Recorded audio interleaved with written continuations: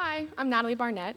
My final project was a written manuscript based on 2 years of historical research that I did independently with my advisor, Todd Little-Siebold, looking into Maine's agricultural history. So I'm going to read the preface that I wrote for my project. That's going to give you an idea of how I got started with the research and why I decided to get into this. And I'll be happy to take some questions at the end. I clearly remember my first taste of real cider. I had been in England about a week, spending 3 months at the Organic Research Center in Hampstead, Marshall, in the spring of 2010, completing an independent study on the British demand for American apples in the 19th century.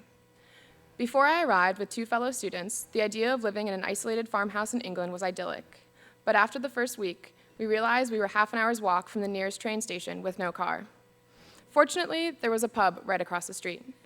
The second night in the farmhouse, we wandered over and bellied up to the bar.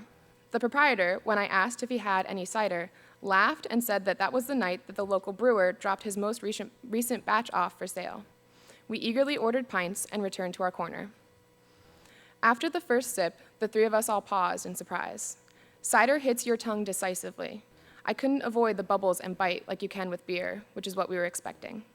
It was pleasantly dry and emanated the tart aroma of apples. Hard cider was like nothing we had tasted before, better than any beverage we had tried in our limited experience in Maine. It was safe to say we were quickly enamored with the drink, the pub, the entire scene that we were a part of. The joyous discovery of this new beverage encouraged us to have several more pints. An hour or 2 later, when we decided to return to the farmhouse, we began to fully realize the dangers of cider when we walked home across the street. That night, I took a note in my journal describing my new obsession with the drink. When I sat down to start planning this project, I went back through all my journal entries from that spring in England, trying to remember why I ended up sipping cider in a British pub. These 2 years of work began from a conversation with my advisor in my 3rd year at the college, when I was yet again trying to figure out how I should fill my remaining credits. He had stumbled across some newspaper article from the late 1800s in Maine, describing how farmers shipped thousands of barrels of apples to England. To me, this seemed odd. Having lived in the state for 2 years at that point, I never thought that Maine farmers today, let alone in the 19th century, would have been able to produce enough apples to fill a demand for their fruit in Europe. And as a native of New York, the idea that any other state besides New York, or maybe Washington, grew apples for sale beyond their boundaries was completely foreign to me. So I investigated, with the help of my advisor and some apple enthusiasts in Maine. The more information I found, the more clearly I could understand the apple export industry, but not why the fruit was being imported by the British in the first place. So then I went to England. I found more information, facts about British apple production, the effects of American imports on the national market, but there was still a larger piece missing. So I came back to Maine and tried to track down the voice of the Maine farmer to see if I could understand what this industry meant to them. I needed to know more about Maine's exportation of apples beyond just the numbers. This project started with apples, mostly because I liked the fruit and it was a good excuse to go live in England for a while. But now it has expanded beyond that. This is the story of the Maine farmer at a point in his history when things were changing, rapidly and forcefully. In the 19th century, across this state, some men began to worry about the future of their home. They saw agriculture as a way out of eventual demographic, social, and economic decline, and so they encouraged changes. Mainers began to view their home as the great apple-growing state of our country, while at the same time laying the groundwork for the eventual decline of that fruit industry. Throughout this project, I spent a great deal of time trying to understand what it might be like to have experienced such a radical and sudden change in farming culture. It finally hit me when I realized what the term diversity meant.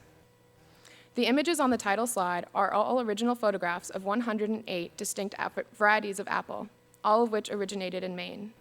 In the fall of 2010, I was serving as a teaching assistant for a history class about apples, and I accompanied them to the Great Maine Apple Day in Unity. Apple growers from across the state brought in fruit for display, and the class individually photographed each one. The photographs you see are just a fraction of the varieties that showed up that day. It was not until I saw hundreds of these apples lined up on a long table before I started to think about the term diversity. And it wasn't until I looked at the hundreds of photographs before I actually grasped the physical meaning of that word. It is estimated that in the 19th century, there were over 10,000 varieties intentionally cultivated across the eastern United States. It was not abnormal for an average person in a farming community to know at least 100 different varieties of apples, by name if not by sight and taste. Today, it is unusual to find someone who can identify more than 10 distinct varieties, and almost impossible to find someone who can name a variety that originated in Maine. Something clearly happened back in the 19th century that caused this massive loss of diversity and a complete shift in Maine's agricultural production system. This project is a result of the story I found while trying to figure out what was happening in this state during that period. There are always other questions surrounding apple production in the 19th century that I have not yet found the answers to, like the perpetually complicated question of why we don't make hard cider in America anymore. But this is a small project trying to illustrate a specific story, and so I have focused on the farmer's voice as much as possible to let the people of Maine illustrate their own narrative. And I would just like to thank everyone that helped me through this project, especially my advisor, who was very encouraging throughout the entire process. So, thank you.